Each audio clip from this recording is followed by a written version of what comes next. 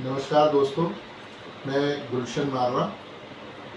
समाज के प्रति एक जागरूक नागरिक होने के नाते मुझे ऐसा लगा कि मुझे भी कुछ समाज के प्रति जो मेरे दायित्व हैं उसे पूरा करते हुए, या मैं पूरा करना चाह रहा हूँ ऐसे समझकर मैं सोचता हूँ कि जो आज के आज के समय के जो विषय हैं उसके ऊपर हमें कुछ ना कुछ बोलना चाहिए, कुछ ना कुछ हमें टिप्पणी करनी चाहिए। एक लोकतांत्रिक देश होने के नाते, एक अच्छे नागरिक के नाते हमें अपने व्यूज़ बताने का हक होना चाहिए।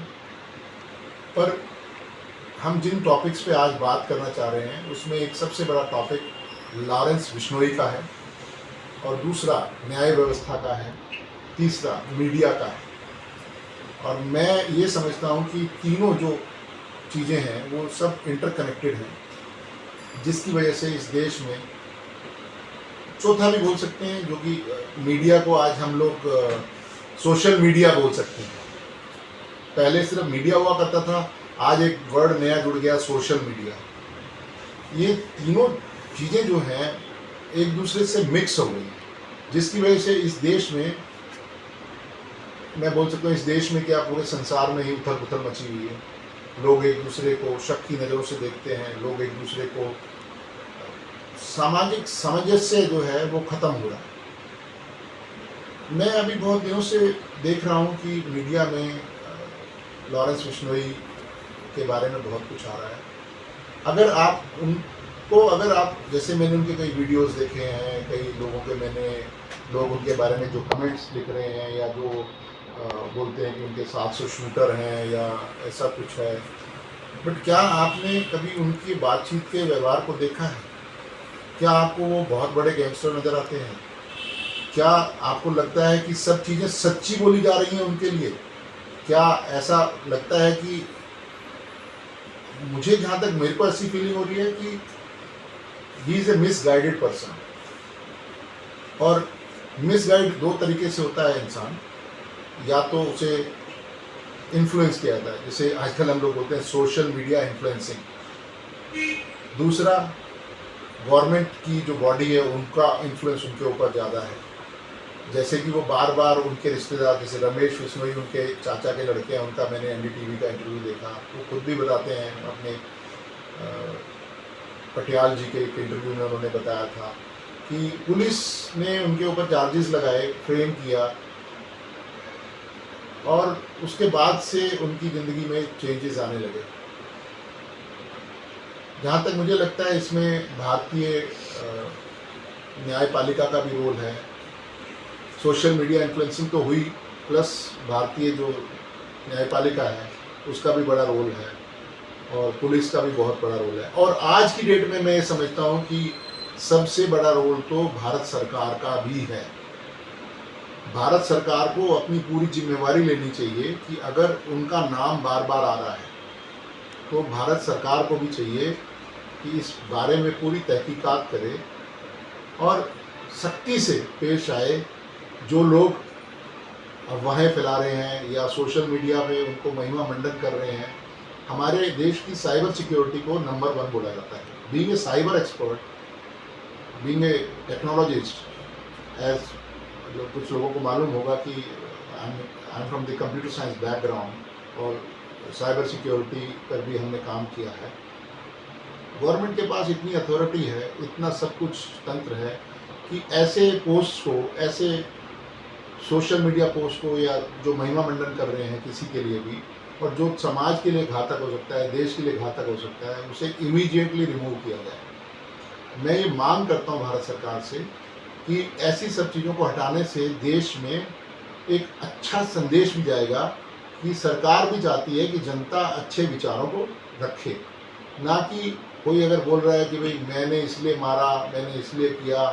ऐसे संदेशों को बढ़ावा देने से, अब जैसे एक छोटा सा मैंने देखा है कि करणी सेना ने भी उनके खिलाफ बोलना शुरू कर दिया, या मतलब बिश्नोई समाज बोलता है कि ही इज़ राइट, कि हिरन से रिलेट करके भी वो कमेंट दे रहे हैं, पॉलिटिक्स से भी रिलेट करके कर रहे हैं।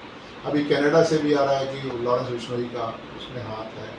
तो क्योंकि ये सोशल मीडिया के थ्रू ही सब कुछ हुआ है, वो हवा में उड़कर तो उन्होंने अपना कोई इतना बड़ा नेटवर्क नहीं बना लिया होगा। तो मेरी सबसे बड़ी मांग भारत सरकार से ये है कि इस सब चीज़ को सख्ती से पेश आए और अपने देश में न्यायपालिका का, शासन का दिखाए कि वो शासन करना जानते हैं। सबसे बड़ा दुख है जो इस देश में मुझे जो सबसे बड़ी गंदी चीज़ें नज़र आती हैं, वो पहली है न्यायपालिका का टाइम पर न्याय ना करना। एक बच्चा राजनीति में, कॉलेज की राजनीति में जा रहा है, जहाँ से वो पब्लिक लाइफ में जाएगा या कुछ भी जाएगा, अगर उससे वहाँ कुछ गलती हो गई है या उससे कुछ वहाँ पे बात हो गई है, तो इतने साल तक उसको जेल में रखेंगे। तो पहले जेल का मतलब हुआ करता था कि इंसान को सुधारने के लिए, सुधार गृह की तरह। आज वहाँ जेल में जाने के बाद वो गैंगस्टर जैसे बातें हो गई हैं कि बहुत बड़े गैंगस्टर की तरह फल फूल रहा है।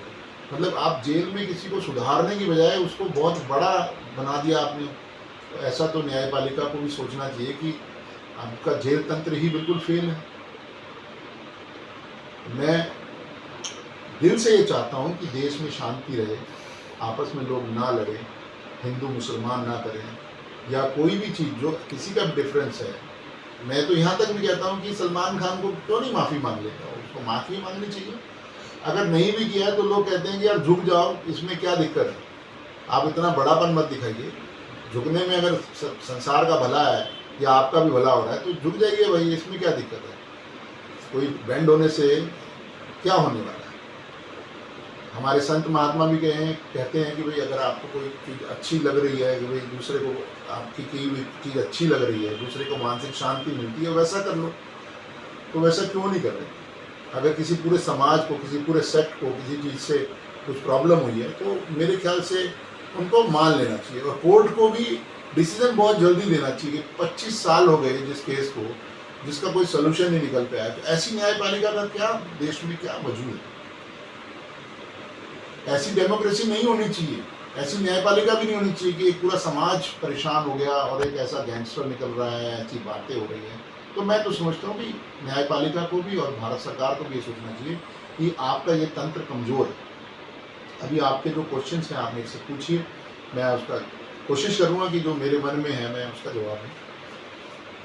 सर, इतना कुछ हो जाने के बावजूद कोर्ट आमतौर पे किसी प्रमुखता से जो भी समाज में जो भी अफवाहें हैं या फिर जो भी लीगल चीज़ है, एक्शन क्यों नहीं लेती है, डायरेक्ट अपना देखिए इंटरफेरेंस क्यों नहीं लेती है? इसमें एक बहुत बड़ा भेद है। अगर ये किसी पॉलिटिकल आदमी के खिलाफ होता या किसी ऐसे पॉपुलर मीडिया में जो पॉपुलर है, जैसे अभी AI बेस्ड के लिए हुआ था कि अनिल कपूर का डीप फेक, और या उसमें तो कोर्ट फटाफट देता है।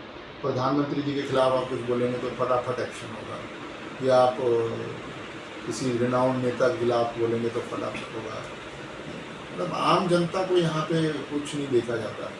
तो आम जनता तो may be trigger to the gangster basically, कि हैप्पी को अगर उसको आम जनता को न्याय नहीं मिलेगा तो वो क्या करेगी, बदमाशी करेगी।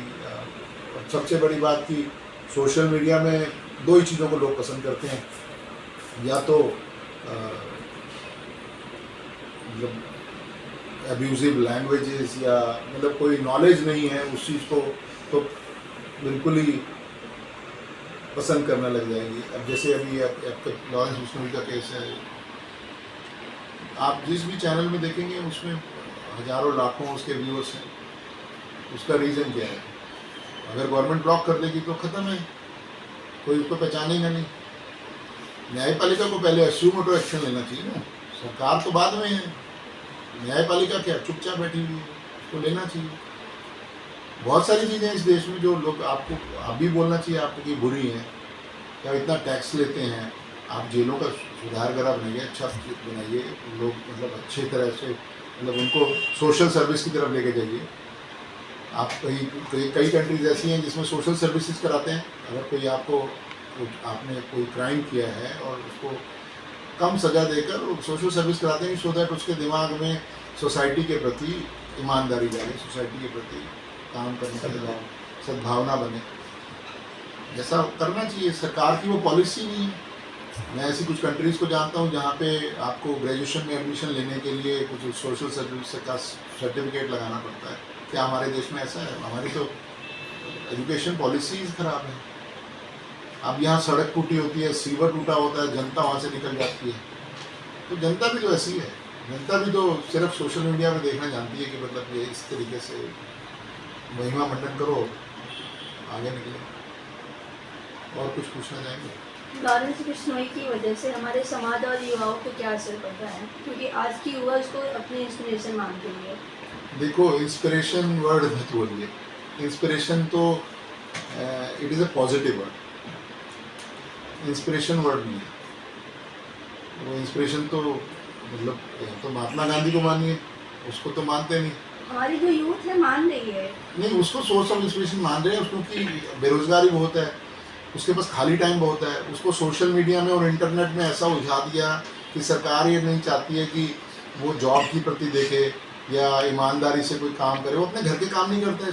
वो आप घर में 4 लोग होंगे तो चारों मोबाइल पे लगे हुए हैं, ईमानदारी से तो घर में कोई नहीं रह रहा।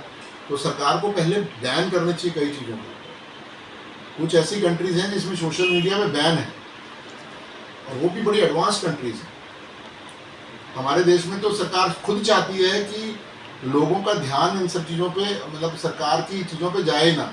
अभी मैं अगर आपको बोलूँगा तो आपको हैरानी होगी कि मुझे ऐसा लगता है कि सरकार ही चाहती है कि लॉरेंस बिश्नोई के की तरफ लोगों का ध्यान आकर्षित रहे और वो कुछ ऐसे बैक एंड पे कोई एजेंडा चल रहा हो। ऐसा भी इस देश की राजनीति में। अभी हरियाणा का इलेक्शन में तिरुपति लड्डू का मामला ले आए। सरकार, राजनीति का मतलब ये है कि लोगों को भटकाओ किसी और तरीके से। यूथ को भी भटका रहे हैं कि अगर यूथ जाग गया तो देश में कायाकल्प हो जाएगा। नहीं तो गवर्नमेंट को चाहिए जो बंदूक लगाते हुए फेसबुक पे, इंस्टाग्राम पे डाल रहे हैं, इमीडिएटली उनको बैन करे या उनको अरेस्ट करे या उनको पेनलाइज करे या उनके पेरेंट्स को पेनलाइज करे कि भाई आप ये आपको पैसे लगेंगे, आपको जुर्माना होगा। यहाँ लोगों को शहर में रेड लाइट के जंप होने पे पेनलाइज कर देते हैं, ऐसे में उनको भी पेनलाइज करें। उनके बैंक से ऑटोमेटिकली पैसा डिडक्ट हो या बैंक उनका फ्रीज हो जाए कुछ टाइम के लिए। फुल नहीं क्यों बोला, कुछ टाइम के लिए उनको प्रॉब्लम हो, 2 दिन के लिए, 5 दिन के लिए दे आर मतलब फाइनेंशियली अरेस्ट। लोग डिजिटली अरेस्ट बोलते हैं, मैं फाइनेंशियली अरेस्ट बोलता हूँ कि 4 दिन के लिए अगर किसी को पैसा ही ना मिले या 10 दिन तक उसका फ़ोन नेटवर्क से आउट कर दे। सरकार के पास है ऐसे एजेंडे, क्यों नहीं करती है कि जहाँ उनको लगता है कि भाई ऐसा बंदे हैं, ये सारे ये ग्रुप बन रहा है, ऐसा कुछ है, तो उनके नंबर्स को नेटवर्क से आउट कर दिया जाए। ऐसी टेक्नोलॉजीज हैं, क्यों नहीं करती सरकार? ये तो सब सरकार के हाथ में। और कुछ पूछना चाहेंगे? सर, जैसे प्रमुखता से किसी भी मैटर को, कोई भी टॉपिक है, जैसे अभी आपने सोशल मीडिया का जिक्र किया, प्रेस वालों का जिक्र किया, तो अभी आप पिछले 10-15 दिनों से देखेंगे सोशल मीडिया या फिर प्रेस पे, न्यूज़ चैनलों पे केवल बिश्नोई, लॉरेंस बिश्नोई का ही नाम है। तो इसमें क्या किया जा सकता है? जैसा कि आपने बोला कि इन्होंने भी बोला अभी कि इंस्पिरेशन मान रहे हैं लोग, उनका महिमा मंडन खुद मीडिया कर रही है, जो कि किसी भी समाज की तंत्र का मुख्य धारा से जोड़ने का काम करती है। हाँ, मैं इस बात को मानता हूँ, और इस बात पे ना कुछ बहुत अच्छे पत्रकार भी हैं, मैं उनका नाम नहीं लूँगा, वो ये इस बात को उठाते हैं, उसको गोदी मीडिया बोलते हैं। गोदी मीडिया इन द सेंस वो अपनी टीआरपी को बढ़ाने के लिए वो किसी भी हद तक नीचे जा सकते हैं। They are not pure journalist, journalism नहीं है। बट आम जनता को कैसे पता चलेगा क्या सत्य आम है? जनता को जागना पड़ेगा ना। क्या उसको सत्य है, क्या सोशल असत्य मीडिया है? पे ये न्यूज़ मिलना चाहिए कि जिस मीडिया के आप जो यूट्यूब पे या इंस्टाग्राम पे या टीवी पे आप देख रहे हो, वो सच्चाई नहीं है जिंदगी की। मैं बहुत सारे ऐसे लोगों को जानता हूँ जो टीवी देखना जिन्होंने बंद कर दिया है, जो सोशल मीडिया को ब्लॉक कर दिया उन्होंने अपने फोन से। ऐसे बहुत सारे लोगों को देख, और दे आर हैप्पी। बट वही वो लोग हैं जिनको पीस ऑफ माइंड चाहिए। अब यंग ब्लड को मैं बोलूँ कि अपना फ़ोन बंद कर दो, कि आप सोशल मीडिया को मत देखिए, वो कहेंगे आप तो पागल हो। यही कहेंगे ना। मैं अगर उनको बोलूँ कि आप सारा दिन काम करते रहिए, कुछ नया लर्निंग फेस करिए, कुछ करिए, वो कहेंगे आप तो पागल हो। तो कहीं ना कहीं इस क्योंकि मैटर एनर्जी को नहीं, इसमें है कि हर आदमी को अपनी एनर्जी को पॉजिटिव चीज में चैनलाइज करना है। मीडिया में चैनलाइज मत करिए। आप बहुत सारे ऐसे चैनल हैं, नाम नहीं लेना चाहिए किसी भी चैनल का, 90% इंडिया में चैनल को ब्लॉक कर देना चाहिए। 90% either they are biased to BJP, और जब बीजेपी की सरकार होती है बीजेपी की तरफ भी जाते हैं, कांग्रेस की कांग्रेस की तरफ भी जाते हैं, लोकल गवर्नमेंट है तो लोकल गवर्नमेंट की। They are not journalist, they are money making machines. एक बिजनेस हाउस है, वो बिजनेस है। बिजनेस की तरह अगर जर्नलिज्म को लेके जाएंगे तो ऐसे ही बेड़ा गर्क होगा देश को, कोई तरक्की थोड़ी ना होगी। डेवलप कंट्री कभी बन ही नहीं सकती, कभी भी नहीं बन सकती। यूरोप में आप जाइए, अमेरिका में जाइए, आपको लगेगा कि जर्नलिज्म क्या होता है, इन्वेस्टिगेटिव जर्नलिज्म होता है। आपको पता लगेगा कि लोग क्या कर रहे हैं। जहाँ पे भी डेमोक्रेसी लचर पचर चल रही है ना, जहाँ करप्शन बेस्ड पॉलिटिक्स है, लॉबिंग की और जीत गए, लॉबिंग की और जीत गए, यहाँ पे मुद्दों के आधार पे नहीं जीतती है कोई भी सरकार। यहाँ पे आपके सिक्योरिटी, सीवर, सड़क, इन मुद्दों पे कोई नहीं जीतता। यहाँ पे अगर इस मुद्दे पे कोई लड़ेगा तो हार जाता है वो। जाति यहाँ पे जाति, धर्म, कितने गुंडे हैं, कितने लोग क्या हैं, कितनी क्या घूम रहा है, वो पड़ोसी ने ये कर दिया, पड़ोसी। यहाँ पे I met one of the chief minister few years back. मैं मेरे फेसबुक या इंस्टाग्राम पे उस चीफ मिनिस्टर के साथ मेरी फ़ोटो भी है। मैंने उनसे पूछा, रात का टाइम था 11 बजे, मेरे को उन्होंने अपनी किसी मीटिंग में बुलाया, तो मैंने उनसे पूछा, मैंने कहा आप बार बार मोदी जी का नाम क्यों लेते हैं, या बार बार मतलब आप ऐसी बातें क्यों करते हैं। कह रहे यार हम नेता हैं, अगर हम ऐसी अपोजिशन के लीडर का नाम नहीं लेंगे या बार बार हम मतलब उनकी बात नहीं करेंगे, हमें सुनेगा कौन। अरे भाई तुम जनता का, जनार्दन का भला करो ना, दूसरे के बारे में क्यों करते हो। ऐसे मोदी जी हैं, ऐसे दूसरे वो चीफ मिनिस्टर है, वो चीफ मिनिस्टर जो अरविंद केजरीवाल जी हैं हमारे। और यहाँ पे तो क्या होता है, पॉलिटिकली राइवलरी जो है वो इतनी हद तक बुरी हो जाती है कि जनता के बारे में नहीं सोचते वो।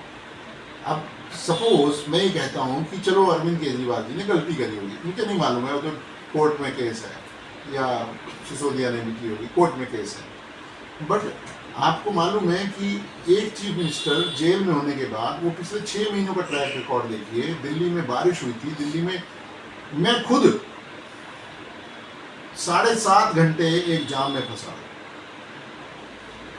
दिल्ली में कई लोग पानी में डूब के मर गए, सड़कें टूटी हुई हैं। मतलब एक्चुअली में क्या है ना, जब आपके पास प्रशासनिक पावर ही नहीं है तो आपको भिड़ना नहीं चाहिए। आपको पता है कि भाई मेरे पावर नहीं है, राइट। अगर आपके पास पावर नहीं है तो आपको पता तो है कि मेरे पास पावर नहीं, मुझे नहीं भिड़ना चाहिए। मैं तो अरविंद केजरीवाल से भी कहता हूँ भाई माफ़ी मांग ले, जैसे मैं सलमान खान को कहता हूँ माफ़ी मांग ले, मैं क्या अरविंद केजरीवाल जी को माफ़ी मांग ले, मोदी जी माफ़ कर दो। जो बड़ा है उस टाइम उससे माफ़ी मांगने में कोई बुराई नहीं है। मिलजुल कर काम करे ना, तभी तो तरक्की होगी। तो जुडिशरी को भी चाहिए कि मोदी जी आप ऐसा क्यों कर रहे हो, बार बार जेल, जनता को दुखी हो रहा है। जुडिशरी भी चुपचाप बैठी हुई है। मेरे को लगता है कि मेरी इस बात को आप सब लोग भी इंडोर्स करके, हाँ भाई ये बात तो है ही। अरे जब ऐसे पंगे चल रहे हैं कि जनता पिस रही है ना राजनेताओं के बीच में, और पावर का नशा इतना बुरा होता है, चाहे वो गैंगस्टर हो, चाहे पॉलिटिकल आदमी हो, चाहे पहलवान हो, कोई भी हो, और या पैसे वाला हो। पावर का डेफिनेशन तो अलग है ना। वो अपने नशे में चूर है। गरीब आदमी को सिर्फ वो बोलते हैं फ्री में दे देंगे, सब कुछ कर देंगे। फ्री में नहीं दे रहे हैं, वो आपको बरगला रहे हैं कि भाई आप हमारे वोट बैंक हैं, आप हमारे वोट बैंक बने रहिए। आप उनसे किसी ने ये पूछा कि भाई, मैं तो यहाँ तक भी कहता हूँ कि इलेक्शन में ऐसे रिफॉर्म्स होने चाहिए कि कोई बोलता है ना मैं फ्री भी दूंगा, तो उसे बोलना भाई आप अपने फंड में से देंगे इतना, 50% दे देना, 25% नहीं, तो पार्टी का फंड है। आप जो टैक्स पेयर्स की मनी है उसको उड़ा रहे हैं। जो मैनिफेस्टो बनता है उसमें ये पूछें कि भाई इतना पैसा आप लाएंगे कहाँ से, वो क्यों नहीं लिखते उसमें। लिखना चाहिए ना। तो किस, सपोज आपके पास 2 करोड़ रुपए है, 5 करोड़ रुपए है, आप उसमें बोलते हैं 1 करोड़ रुपया हम SC/ST एक्ट में SC/ST वालों के लिए खर्च करेंगे, 1 करोड़ सड़क के लिए खर्च करेंगे। फिर बोलते हैं जी हम, अब दिल्ली में ही देखिए आप, डेमोक्रेसी कितनी मतलब जो बहुत बुरी लगती है। आप औरतों को DTC बस में सफ़र करा रहे हैं, पहले से बसें खाली हैं और DTC बस में औरतों को फ्री कर दिया। पहले से बस लॉसेज में चल रही है, फिर फ्री कर दिया। कोई उनसे पूछे कि भाई आदमी क्या ऊपर से गिरे थे? वो भी तो माँ के पेट से गिरे थे, बच्चे भी तो वहीं से गिरे थे। और हमारा जो कॉन्स्टिट्यूशन है वो बोलता है कास्ट बेस्ड नहीं है, क्रीड बेस्ड नहीं है, सबको बराबरी का हक है। तो बराबरी का हक है तो आप दूसरे को, लेडीज को बोलते हैं कि आपको फ्री कर रहे हैं, SC/ST बोलते हैं आपको फ्री करते हैं, गरीबों को बोलते हैं फ्री करते हैं। सबको बराबर की अपॉर्चुनिटी दीजिए, सबको बराबर। देन यू रियलाइज इकोनॉमी बहुत तेज चलेगी। ये गलत तरीका है कि आप किसी को फ्री दे देंगे, इकोनॉमी भी डाउन होगी और वो आदमी का मोरल भी डाउन होगा। आपने आज उसको दे दिया 3 साल के लिए, 4 साल के लिए फ्री दे दिया, उसके बाद आपको किसी रीज़न से बंद करना पड़ा या कोई करना पड़ा तो आपका अगेंस्ट हो जाएगा। कि किसी आदमी को लत लगा दी तो बुरा है ना। जैसे सोशल मीडिया एडिक्शन है वैसे ही ये फ्री बीज का भी एडिक्शन है, इसको भी बंद कर देना चाहिए परमानेंटली। संविधान में लिखा है बंद, फ्री नहीं कुछ मिलेगा भाई, काम करोगे तो मिलेगा। देखिए कितनी तरक्की होगी। ऐसी कौन सी कंट्री है भाई कि जहाँ पे फ्री मिलता है? ये साउथ ईस्ट एशिया में ही है सब कंट्रीज, बांग्लादेश, पाकिस्तान, भट्ठा बैठ गया सबका। जो काम कर रहे हैं उनको कुछ फायदा नहीं होता। उसका भी रीज़न है बहुत सारे, क्योंकि डेमोक्रेसी को चलाने के लिए आपको कुछ ऐसे लोग चाहिए जो झंडा जिंदाबाद जिंदाबाद करें। तो 40-45% जो जनता है हमारी वो SC/ST है, OBC है, तो उनको तो नाराज नहीं कर सकती सरकार। और जबकि शायद आपको पता भी ना हो कि कॉन्स्टिट्यूशन ने इनको सिर्फ फैसिलिटीज दी थी, इनको आरक्षण दिया था 10 साल के लिए, 75 साल। तो क्या सरकार ने कमी दी कि जो ये अपलिफ्टमेंट नहीं हो पाया इनका? ये खुद ही नहीं करना चाहते। मेरी नज़रों में तो एक जो आप आरक्षण भी देते हैं उसमें भी कई क्राइटेरिया होना चाहिए। एक इकोनॉमिकली अगर वो रिच हो गया है तो उसे आरक्षण से बाहर निकालो, या उसकी एक पीढ़ी जॉब कर चुकी है सरकार में तो दूसरी पीढ़ी को नहीं मिलेगी, मिलेगी भी तो फिर नॉर्मल कैटेगरी में मिलेगी, जनरल कैटेगरी में कन्वर्ट हो। अभी एक लेटेस्ट में कहीं घूमने गया था, एक बड़ी शानदार चीज़ देखी, हम थोड़ा सा डाइवर्ट हो गया इस टॉपिक पे, लॉरेंस बिश्नोई से हम दूसरी जगह चले गए। बट मुझे लगता है कि हमें लॉरेंस बिश्नोई पे इतनी ही बात करनी चाहिए, क्योंकि मैं भी महिमा मंडन नहीं करना चाहता हूँ। हम किसी और टॉपिक पे बात करें तो दैट इज़ फार बेटर, क्योंकि मैं लॉरेंस बिश्नोई के चाचा के लड़के का भी मैंने इंटरव्यू देखा, उन्होंने भी मेरे को वो ही वैसे गुड पर्सन, उन्होंने भी जो बात बोली वो बड़े पते की बात बोली कि पहली बारी कोई एक इन्वेस्टिगेटिव जर्नलिस्ट उनके घर गया और उसके बारे में पता किया। पूरे मीडिया में, पूरे सोशल मीडिया में ये है कि उनके फादर, लॉरेंस बिश्नोई के फादर पुलिस में थे, जबकि वो कभी पुलिस में थे ही नहीं। तो भ्रामक है। ये 700 शूटर हैं, तो भाई लिस्ट मिली है क्या आपको? लिस्ट मिली है, बताओ कहाँ है लिस्ट भाई? 5-10 बेरोजगार, 15 बेरोजगार लोग, या जो 10-20 जेलों में लोग थे, उन्होंने आपस में गठबंधन में 700 लोग हो गए। हिंदुस्तान में तकरीबन 8 लाख पुलिस है, 8 लाख के करीब। पैरामिलिट्री फोर्सेस को अलग छोड़िए, सब कुछ छोड़िए। दिल्ली पुलिस में तकरीबन 40-50 हज़ार लोग हैं, राजस्थान पुलिस में 50-60 हज़ार लोग हैं, पंजाब में भी हैं, सब कुछ है। ये क्या सिर्फ सड़क चलते हुए लोगों से उगाही करने के लिए? लॉ एंड ऑर्डर संभालने की तो इनको जिम्मेवारी है, इनको सैलरी मिल रही है, इनकी भी पूरी लायबिलिटी बनती है कि भाई ऐसी चीजें ना हो। मैं तो ये कहता हूँ कि ये भी इन्वेस्टिगेट होना चाहिए कि किस बंदे ने इनको अरेस्ट किया था वहाँ पर चंडीगढ़ में, और क्या धाराएं लगाई थी कि जो आज तक ये चलती आ रही है। होना चाहिए ना। 8-10 साल एक बंदा जेल में है, उसका कोई हिसाब, मतलब क्या, मतलब वो एक्सचेकर, टैक्स पेयर की मनी से उसको रखा जा रहा है, टैक्स पेयर। तो मुझे यहाँ जहाँ तक लग रहा है कि अब ये इसका फ़ायदा पॉलिटिक्स या पॉलिटिशियन उठा रहे हैं, जो मतलब ऐसा काम कर रहे हैं। मतलब समाज को भी जागना चाहिए, मेरे हिसाब से जागना चाहिए कि भाई ये सब चीज़ें मीडिया से हटनी चाहिए, तभी अच्छा होगा, देश भी आगे बढ़ेगा, समाज भी अच्छा, लोग भी आगे बढ़ेंगे। लोगों के अंदर घुस गया बिल्कुल कि यही लॉरेंस बिश्नोई, लॉरेंस बिश्नोई। मुझे तो यहाँ तक भी लगता है कि करने वाला कोई और है, नाम इसका आता है, ऐसी भी फीलिंग है। रवीश एक रिपोर्टर रहे हैं एनडीटीवी के, रवीश कुमार, मुझे बहुत अच्छे लगते हैं। मतलब मैं चाहता हूँ कि ऐसे 5-10 जर्नलिस्ट हों। एक अंजुम का, अजीत अंजुम है, वो भी मुझे बहुत अच्छे लगते हैं, जो मतलब रियलिटी दिखाने की कोशिश कर रहे हैं। आप एक ही आदमी का नाम हर चीज़ में आ रहा है, तो मतलब क्या intelligence bureau, raw, CBI, NIA, कुछ भी नहीं है। 200 से 300 करोड़ रुपए पर मंथ जो है एनआईए, सीबीआई की सैलरी में जाता है, 200 से 300 करोड़ रुपए। तो क्या इन्वेस्टिगेशन हो रही है भाई? और जनता ये नहीं जवाब मांगती है कि भाई एनआईए ने कितने केसेस लिए, कितना उसका सोल्यूशन निकला, कोर्ट ने कितनी जजमेंट दी। जनता को ये आवाज़ उठाकर पूछना चाहिए सरकार से कि भाई हमारी जुडिशरी क्यों नहीं काम कर रही, या हमारे ये जो इंस्टीट्यूशन है इन्होंने कितने केस फाइल किए हैं, कितनों का रिजल्ट आया। तो ऐसे लॉरेंस बिश्नोई कभी बनेंगे ही नहीं। वो अच्छे स्टूडेंट रहेंगे, अच्छे नागरिक बनेंगे 100%।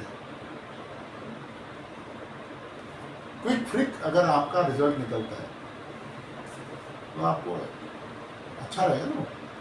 अब रिजल्ट ही नहीं निकल रहा, वो बंदा भी इंतजार कर रहा है भाई मेरा कोई रिजल्ट आ जाए। आप कॉलेज में पढ़ते थे या कहीं भी पढ़ते थे, आपका रिजल्ट सपोज 4 मई को आना है और वो आया नहीं, उसके बाद कोई डेट नहीं आ रही है, कुछ नहीं आ रहा है, तो तब भी रिजल्ट में सपोज सालों साल लग जाते हैं, आपको मोरल तो डाउन हो गई ना। ऐसे ही जॉब के लिए भी है, एग्ज़ाम होता है 2018 में, 2024 तक रिजल्ट नहीं आ रहा है। उस तंत्र को तो सरकार को एक पूरी बॉडी बनाकर कि भाई जहाँ जहाँ पे ये लूप होल्स हैं इनको रोकने के लिए अच्छी हाई पावर्ड कमेटी बनानी चाहिए कि जो डिसीजन ले उसको फॉलो करे। मतलब पूरी बॉडी जो गवर्नमेंट की है, जैसे जुडिशरी कमज़ोर है, कोर्ट्स बनाए, फंड दे उनको, कोर्ट्स को, जो करप्शन है उनको रोकने के लिए ऐसी कोई है ही नहीं, कुछ भी नहीं है कि इतने साल तक क्यों कोर्ट में केस चल रहे हैं। छोटी सी कहावत भी है कि अगर देर से किया हुआ जजमेंट है तो वो भी जजमेंट नहीं कहलाता। Justice delayed is I think non justice, justice ही नहीं है। तो इस बात को सरकार नहीं समझती, सरकार को भी समझना चाहिए। और कुछ पूछना चाहता है? Thank you. मुझे लगता है कि आज के लिए इतना ही काफ़ी है। आज काफ़ी सारा गुब्बार निकला है हमारा भी। तो अगर आपको ये पसंद आता है तो आप अपने कमेंट सेक्शन में लिखिए, लाइक कीजिए, सब्सक्राइब कीजिए। वैसे मैं normally I am not a journalist, मतलब मैं आई एम ट्रू इंडियन। मतलब मैं चाहता हूँ देश में और समाज में सामंजस्य बना रहे। मेरा किसी के प्रति कोई ग्रज नहीं है। मैं सिर्फ ये चाहता हूँ कि समाज में और विश्वता बनी रहे, लोगों के अंदर भाईचारा बना रहे, और जो यंग है वो सोशल मीडिया से इतना अट्रैक्ट ना हो, अपने काम के प्रति ईमानदार रहें, काम करें, देश को आगे लेके जाएं, देश की प्रगति करें, और ऐसा कुछ करें जिसमें देश का नाम हो, ना कि ऐसा जो मैं नहीं बोलना चाहता कि इन सब चीज़ों से दूर रहें। ठीक है, thank you ji, thank you.